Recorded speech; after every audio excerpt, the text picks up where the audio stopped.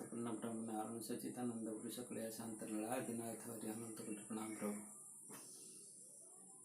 गतकाली गृह भाग विषय मुझे घर जेकोसी प्रकार क्षेत्र हो बहुभुजाकार क्षेत्र हो त्रिभुजाकार क्षेत्र हो वृत्त हो कि चतुर्भुज हो रंबस हो कि वर्ग क्षेत्र हो जेकोसी प्रकार क्षेत्र हो कि सामंतरिक क्षेत्र हो जे प्रकार क्षेत्र हो से क्षेत्रफल प्रथम निर्णय करा जाए। क्षेत्रफल निर्णय पर ताकू 8 रे भाग करा जाए। 8 रे भाग करी तार बंध गुड़िक स्थिर करा जाए। को प्रकार बंधरे घर कर को प्रकार बंधरे जानवाहन कर घर कर को प्रकार बंधरे जीव मानिक रे विभिन्न प्रकार बंध कथा तो काली आलोचना करी।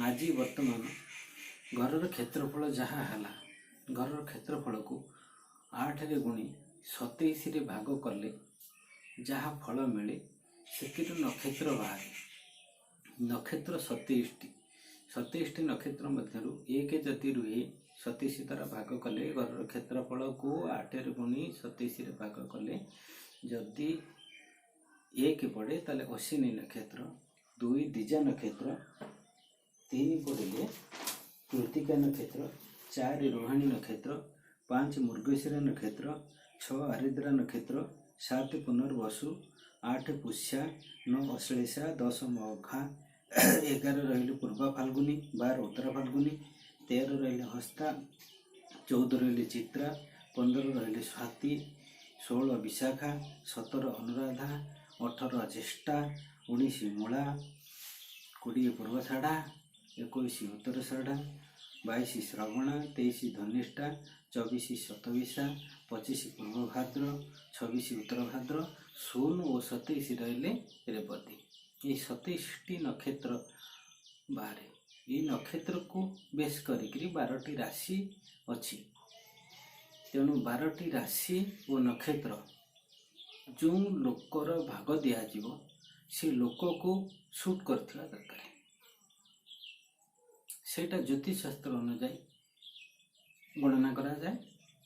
लोकर घर सहित संबंध ठीक रहुथिबा दरकार। घर है कन्या लोक पुरुष पुरुष लोक सहित विवाह दशमूलक अनुजाई तार मेलक ठीक आसुथिबा दरकार। जदि ठीक हुए तेबे ताकू से घर भाग दिया जाए। तापर 2 रे घर क्षेत्रफल को 8 रे गुणी 60 रे भाग कले घर परमायु जानिफी घर आयु केते अछि। जय जगन्नाथ। आज एतिकी।